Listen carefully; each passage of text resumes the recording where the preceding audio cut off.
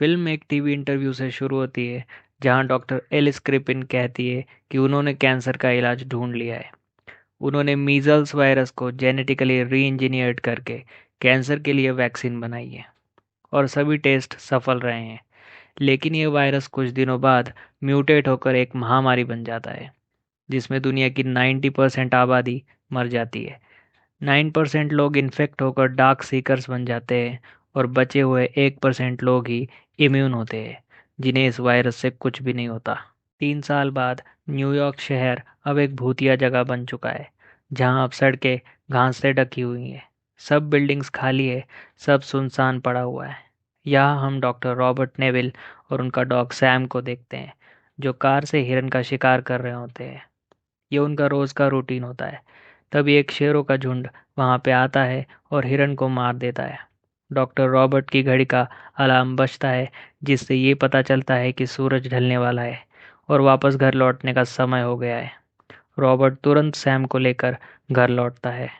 रात को रॉबर्ट को सपना आता है जिसमें उसकी पत्नी जोई और बेटी मार्ली उसके साथ है। वो हेलीकॉप्टर से न्यूयॉर्क छोड़ने की कोशिश कर रहे होते हैं जब शहर में यह वायरस फैला था। शहर में अफरा तफरी होती है। रॉबर्ट डॉक्टर होने के नाते पीछे रुक जाता है और प्रॉमिस करता है कि वो बाद में ज़रूर आएगा। बट तभी हेलीकॉप्टर क्रैश हो जाता है और रॉबर्ट की पत्नी और बच्ची मारी जाती है। अगली सुबह रॉबर्ट अपनी लैब में जाता है जहां वो चूहों पे उसके बनाए हुए सीरम टेस्ट करता है जिससे इस वायरस की वैक्सीन बनाई जा सके।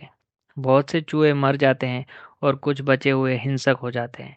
बट एक चूहा कंपाउंड 6 सीरम से ठीक होने लगता है जिससे वो ह्यूमन ट्रायल करने की सोचता है। फिर रॉबर्ट और सैम एक वीडियो रेंटल स्टोर जाते हैं जहां वो पुतलों से बातें करता है। अब वो उसके दोस्त बन चुके हैं। ये सीन हमें ये दिखाता है कि अकेले रह के रॉबर्ट की मेंटल कंडीशन बिगड़ चुकी है। इसके बाद वो साउथ स्ट्रीट सी पोर्ट जाता है जहां से वो हर दिन रेडियो सिग्नल भेजता है कि अगर कोई जिंदा है तो वो उसे आके मिले। तभी सैम को एक हिरन दिखाई देता है तो दोनों उसके शिकार करने के लिए जाते हैं। सैम हिरन के पीछे एक अंधेरी बिल्डिंग में चला जाता है। रॉबर्ट भी उसका पीछा करता है। रॉबर्ट सैम को बहुत ढूंढने की कोशिश करता है। तभी टॉर्च की रोशनी में उसे बहुत सारे डार्क सीकर्स खड़े हुए दिखते हैं। रॉबर्ट को सैम भी वहीं पे मिल जाता है जो डार्क सीकर्स से छुप रहा होता है। तभी डार्क सीकर्स दोनों पे हमला करते हैं और दोनों भागते हुए बिल्डिंग से बाहर निकलते हैं और एक डार्क सीकर भी बाहर आ जाता है जिससे उस पे धूप गिरती है और वो जल जाता है। अब रॉबर्ट एक ट्रैप सेट करता है डार्क सीकर्स को पकड़ने के लिए क्योंकि उसे सीरम का ट्रायल करना था। उसके ट्रैप में एक फीमेल डार्क सीकर फंस जाती है और वो उसे पकड़ लेता है। उसे बचाने के लिए एक मेल डार्क सीकर जो कि उनका लीडर होता है वो आता है। बट धूप होने की वजह से वो पीछे हट जाता है। रॉबर्ट फीमेल डार्क सीकर को अपनी लैब में लाता है जहां वो उस पे अपने कंपाउंड 6 सीरम का टेस्ट करता है लेकिन वो बेहोश हो जाती है। रॉबर्ट ये भी देखता है कि उसकी बॉडी पे बटरफ्लाई का टैटू होता है। अगले दिन रॉबर्ट का जन्मदिन होता है तो सैम और रॉबर्ट वापस वीडियो रेंटल स्टोर की तरफ निकलते हैं। बट रास्ते में उसे वो पुतला दिखता है जो पहले स्टोर के बाहर हुआ करता था। बट अब वो अलग जगह पर है। रॉबर्ट चौंक जाता है और पूछता है कि क्या कोई यहाँ पे है। वो पुतले पे शूट भी कर देता है। वो पुतले के पास जाता है तब अचानक एक रस्सी उसके पाँव में फंस जाती है और वो उल्टा लटक जाता है। उसके सर में चोट आती है और वो बेहोश हो जाता है। ये सीन हमें ये दिखाता है कि डार्क सीकर्स भी अब सोच और समझ सकते हैं और उन्होंने बदला लेने के लिए ये ट्रैप सेट किया था। जब रॉबर्ट को होश आता है तब तक शाम हो जाती है। रॉबर्ट चाकू से रस्सी काट देता है और नीचे गिरता है और गलती से चाकू उसके पैर में घुस जाता है।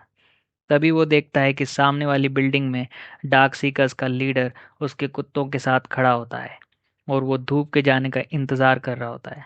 जैसे ही वहां से धूप जाती है कुत्ते हमला कर देते हैं। सैम रॉबर्ट को बचाने के लिए उनसे लड़ती है बट वो कुत्ते सैम को काट लेते हैं। रॉबर्ट तुरंत उसे कार में डालकर वहां से भागता है। घर पहुंचकर वो सैम पर अपने सीरम का प्रयोग करता है बट सैम की आंखें लाल हो जाती है और इन्फेक्शन बढ़ जाता है। धीरे धीरे वो डार्क सीकर्स में बदलने लगती है और वो रॉबर्ट को काटने की कोशिश करती है। मजबूरी में रॉबर्ट उसका गला दबाकर उसे मार देता है। रॉबर्ट बहुत रोता है और पूरी तरह से टूट जाता है। गुस्से में रॉबर्ट रात में गाड़ी लेकर जाता है। वो उस पोर्ट पे जाता है जहाँ से वो रेडियो सिग्नल भेजता था। वो वापस एक ट्रैप सेट करता है। वो एक पुतले को चेयर पे बिठा देता है और खुद गाड़ी में बैठकर इंतज़ार करता है। डार्क सीकर्स वहाँ पे आते हैं और पुतले पे हमला कर देते हैं। तभी रॉबर्ट गाड़ी की लाइट्स ऑन करता है और सबको कुचलने की कोशिश करता है, बट डार्क सीकर्स उस पर भारी पड़ते हैं और गाड़ी को वो पलट देते हैं। जो लीडर होता है वो उसे मारने ही वाला होता है। तभी एक तेज़ रोशनी चमकती है। एना और उसका बेटा ईथन, जो इस वायरस से इम्यून होते हैं, वो रॉबर्ट को बचा लेते हैं। सुबह रॉबर्ट को होश आता है। एना बताती है कि उसने उसका रेडियो मैसेज सुना था, इसलिए वो यहाँ पे आई है।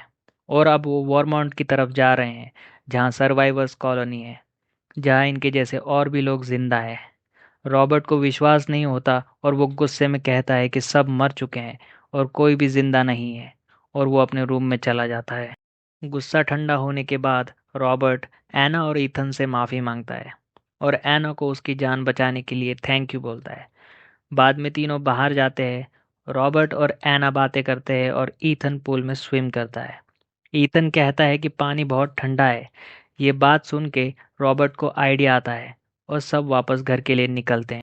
घर पहुंचने के बाद रॉबर्ट एना को लैब में लेके जाता है, जहां वो उसे बताता है कि वो इस वायरस के लिए सीरम बना रहा है और उसको एक आइडिया आया है कि वो उस फीमेल डार्क सीकर को आइस में रखेगा, जिससे उसका बॉडी टेम्परेचर एकदम से कम हो जाएगा और उसके बाद सीरम की इफ़ेक्टिवनेस और भी बढ़ जाएगी। रॉबर्ट फीमेल डार्क सीकर को सीरम दे देता है। उसके बाद एना और रॉबर्ट वापस घर में चले जाते हैं। रात में जब एना और रॉबर्ट बातें कर रहे होते हैं, तब रॉबर्ट को बाहर से कुछ आवाज़ें आती है, जिससे वो समझ जाता है कि डार्क सीकर्स उन्हें ट्रैक करके यहाँ पहुँच चुके हैं। वो बाहर देखता है तो डार्क सीकर्स की फौज भागती हुई उनकी तरफ आ रही होती है। वो उन पे लाइट्स मारता है, बट वो लाइट्स को भी गिरा देते हैं। फिर रॉबर्ट एक ब्लास्ट करता है, जिसमें बहुत सारे डार्क सीकर्स मारे जाते हैं। इतना सब होने के बाद भी डार्क सीकर्स नहीं रुकते और आगे बढ़ते हैं। रॉबर्ट एना और ईथन को ढूंढने की कोशिश करता है। तभी लीडर डार्क सीकर उस पे हमला कर देता है और उसे काट लेता है और नीचे के फ्लोर पे फेंक देता है। वहाँ रॉबर्ट को गन मिल जाती है और वो डार्क सीकर पे शूट कर देता है, जिससे वो डार्क सीकर जान बचा के वहाँ से भागता है। रॉबर्ट वापस एना और ईथन को ढूंढने लगता है। वो दोनों एक टेबल के नीचे छुपे हुए होते हैं, बट वहाँ भी एक डार्क सीकर होता है जो उन पे हमला कर देता है। रॉबर्ट उसे गन से शूट करके मार देता है। डार्क सीकर्स को बहुत गुस्सा आ जाता है और वो सब हमला करने के लिए आगे बढ़ते हैं। रॉबर्ट, एना और ईथन लैब में जाते हैं।